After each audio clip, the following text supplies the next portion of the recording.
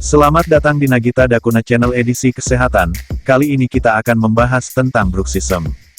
Bruxism adalah kebiasaan menggertakkan dan menggesekkan gigi yang dilakukan secara tidak sadar. Kebiasaan ini bisa dialami oleh siapa saja, mulai dari anak-anak hingga dewasa.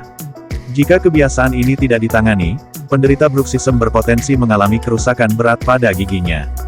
Pada banyak kasus, bruxism terjadi secara spontan ketika seseorang sedang berkonsentrasi, merasa cemas, atau saat mengalami stres yang berlebihan. Bruxism mungkin awalnya tidak menimbulkan masalah kesehatan yang serius.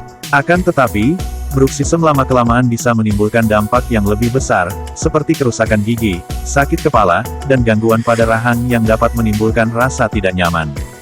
Kebanyakan orang tidak menyadari bruxism sampai akhirnya timbul komplikasi. Oleh karena itu, penting bagi kita semua untuk mengetahui penyebab dan gejala kondisi ini agar terhindar dari dampak yang lebih besar. Penyebab bruxism. Bruxism tidak terjadi setiap saat, tetapi muncul saat seseorang sedang dalam kondisi tertentu, misalnya ketika sedang tertekan.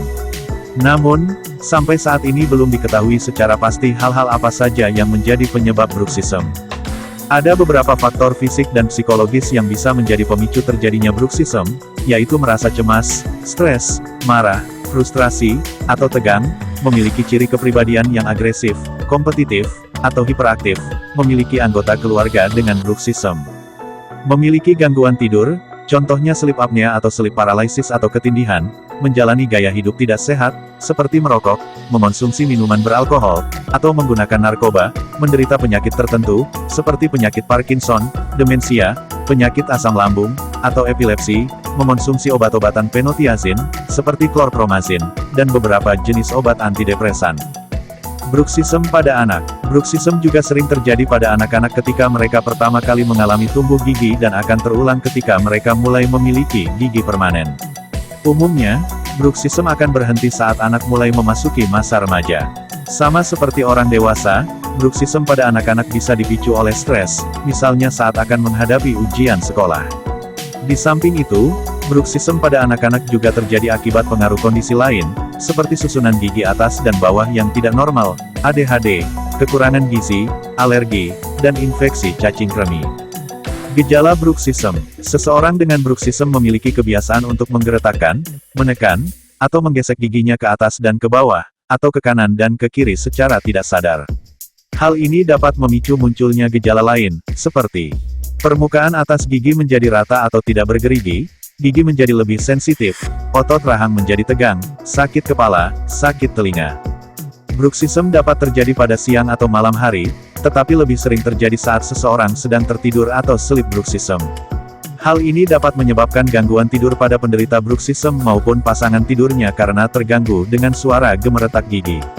Selain itu, seseorang yang memiliki sleep bruxism umumnya juga memiliki kebiasaan lain yang berkaitan dengan gangguan tidur, seperti mendengkur atau henti nafas sejenak pada saat tidur atau sleep apnea.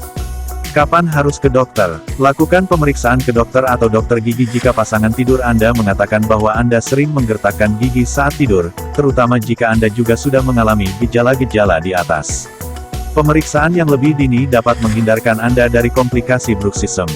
Diagnosis bruxism. Pertama-tama, dokter akan melakukan sesi tanya jawab seputar keluhan dan gejala yang dirasakan pasien, kebiasaan tidur, rutinitas sehari-hari, serta penggunaan obat-obatan yang rutin.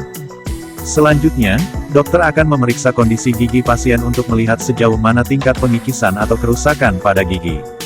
Dokter juga akan menilai kekakuan pada otot rahang pasien dan gerakan sendi rahang.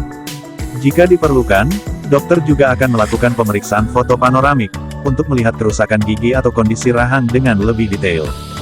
Penanganan bruxism. Pada kebanyakan kasus, bruxism tidak memerlukan penanganan khusus. Anak-anak yang mengalami bruxism bisa sembuh dengan sendirinya tanpa pengobatan khusus. Pada orang dewasa, pengobatan biasanya akan dilakukan jika kebiasaan menggertakkan gigi sudah terlalu parah dan menimbulkan kerusakan pada gigi. Tindakan yang mungkin akan dilakukan dokter antara lain pemberian pelindung gigi saat tidur untuk mencegah kerusakan gigi yang makin parah, pemasangan crown gigi baru untuk memperbaiki gigi yang sudah rusak parah, pemberian obat pelemas otot untuk dikonsumsi sebelum tidur, pemberian suntik botox pada rahang untuk melemaskan otot rahang yang kaku, pemberian obat pereda nyeri untuk mengatasi nyeri rahang dan nyeri wajah. Selain itu, Dokter akan menyarankan pasien untuk mengompres dan melakukan pijatan ringan di otot-otot yang sakit. Seperti yang telah diketahui, bruxism dapat dipicu oleh kondisi lain, seperti penyakit atau penggunaan obat tertentu. Oleh karena itu, dokter juga akan mengatasi pemicu bruxism tersebut bila ditemukan. Untuk bruxism yang disebabkan oleh stres atau kecemasan, beberapa terapi juga akan disarankan untuk mengurangi kebiasaan menggeretakkan gigi. Terapi yang dapat dilakukan antara lain terapi untuk mengurangi stres dan kecemasan, seperti meditasi dan yoga, terapi biofeedback dengan bantuan elektromiografi, untuk membiasakan pasien mengontrol aktivitas otot rahang setiap kali otot menegang, terapi perubahan perilaku, untuk membiasakan pasien menghentikan bruxism setiap kali ia menyadarinya. Jika bruxism tidak membaik dengan terapi di atas, dokter mungkin akan merujuk pasien ke psikiater. Pemberian obat anti cemas atau antidepresan jangka pendek yang disertai dengan terapi perilaku kognitif dapat membantu pasien mengendalikan kecemasan dan kebiasaannya dalam menggertakkan gigi. Komplikasi bruxism. Pada sebagian kasus, bruxism parah bisa menyebabkan munculnya komplikasi serius. Berikut beberapa komplikasi yang mungkin terjadi, di antaranya. Gigi menjadi retak, goyang, bahkan sampai copot, sakit kepala tegang jangka panjang, nyeri wajah dan telinga jangka panjang, peradangan sendi rahang, perubahan bentuk wajah, insomnia, infeksi gigi atau bahkan abses gigi. Dalam kasus yang ekstrim, bruxism dapat mengganggu penderitanya saat mengunyah, berbicara, dan menelan. Jika dibiarkan tidak tertangani, hal ini bisa berdampak tidak baik pada asupan nutrisi dan kehidupan sosial penderita. Pencegahan bruxism yaitu kurangi stres berlebihan dengan melakukan aktivitas menyenangkan seperti mendengarkan musik, mandi air hangat, atau berolahraga, hindari mengonsumsi minuman beralkohol, merokok, atau menggunakan obat-obatan terlarang, hindari minuman yang mengandung banyak kafein, seperti kopi, minuman berenergi, dan coklat, terutama menjelang tidur, jauhkan diri dari kebiasaan menggigit-gigit pensil atau pulpen. Kurangi kebiasaan makan permen karet, lemaskan rahang sebelum tidur dengan cara meletakkan handuk hangat di bagian pipi dan telinga setiap hari. Berlatihlah untuk mengurangi bruxism dengan cara menjepitkan ujung lidah di antara gigi atas dan gigi bawah. Jaga jadwal tidur yang sama dan waktu tidur yang cukup setiap harinya. Lakukan pemeriksaan ke dokter gigi secara berkala. Salam sehat, sampai jumpa di video selanjutnya. Terima kasih.